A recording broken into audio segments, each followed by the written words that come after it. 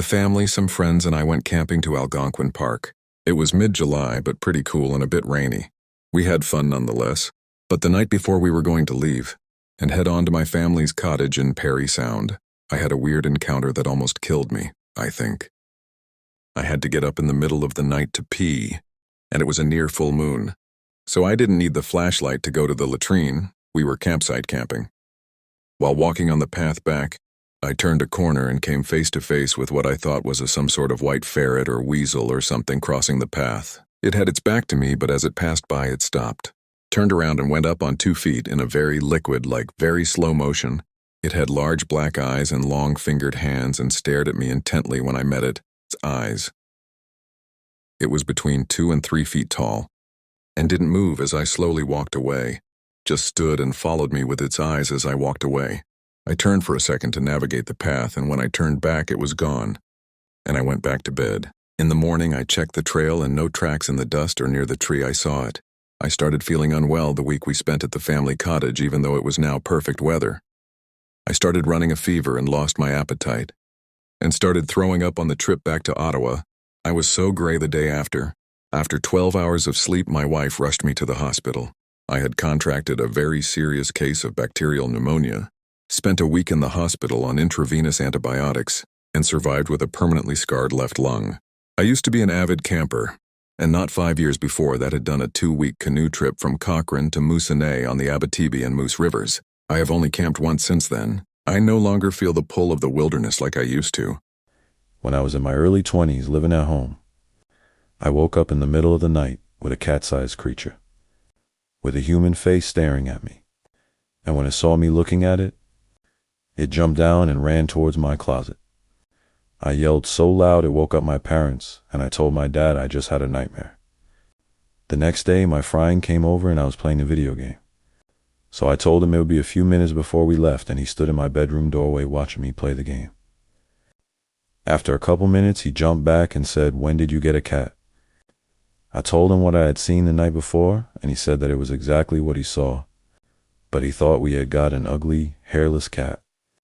I never saw whatever it was again after that, but my family has seen weird things in my old room since then.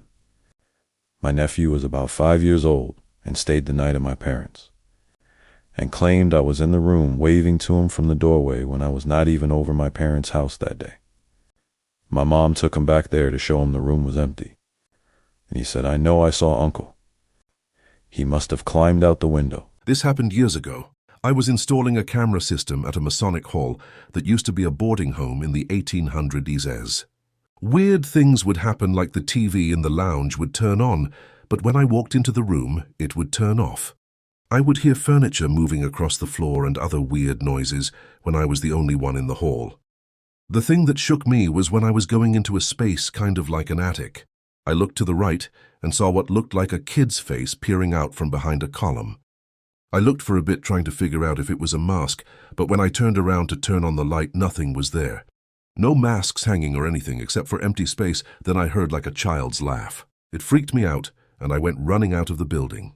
Needless to say, I never opened that hatch to the attic space again and found another way to run the wiring. The Hungry House. When I was about 20, my boyfriend at the time decided that he wanted to move to Missouri to live with his extended family. I was young and up for the adventure, so off we went. The whole drive there was a shit show. Arizona through Colorado, straight through Kansas and into Missouri. Ball bearing broke on the passenger front tire in Colorado on the freeway. Finally fixed it in Kansas City, Kansas. But on the way there, this guy didn't drive. Just me. So I'm taking frequent stops and naps so I can just keep going. About halfway through Kansas, middle of the night, I'm coming around a rare curve in the highway, and the oncoming headlights are completely confusing my tired mind.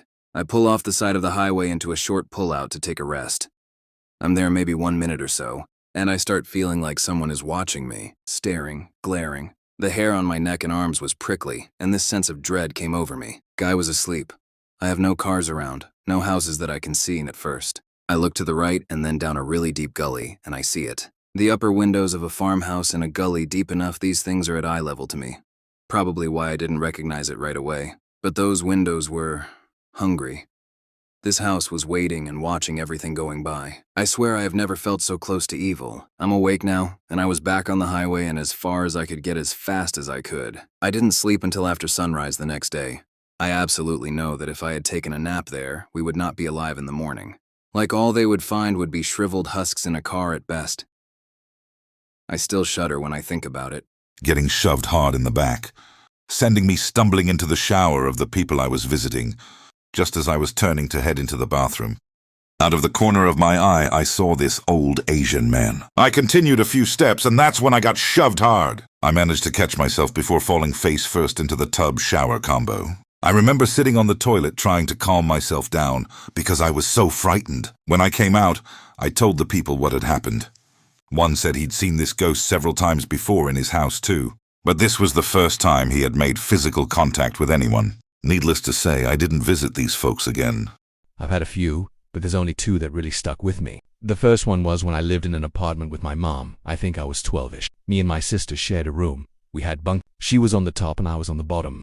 We were talking when the closet door slammed. I blamed her and laid back down. Then came a really loud bang and a sound of glass breaking in the room. In a rush, I got up and turned on the light and nothing was broke. I laid back down and eventually passed out. At I think 3:20, I woke up because I felt like I was being watched. I rubbed my eyes and behind the door was a figure, a really tall figure, like taller than my bedroom door. I blinked and it was standing over me. I clenched my eyes shut and slung my arm through it, and when I opened my eyes they were gone.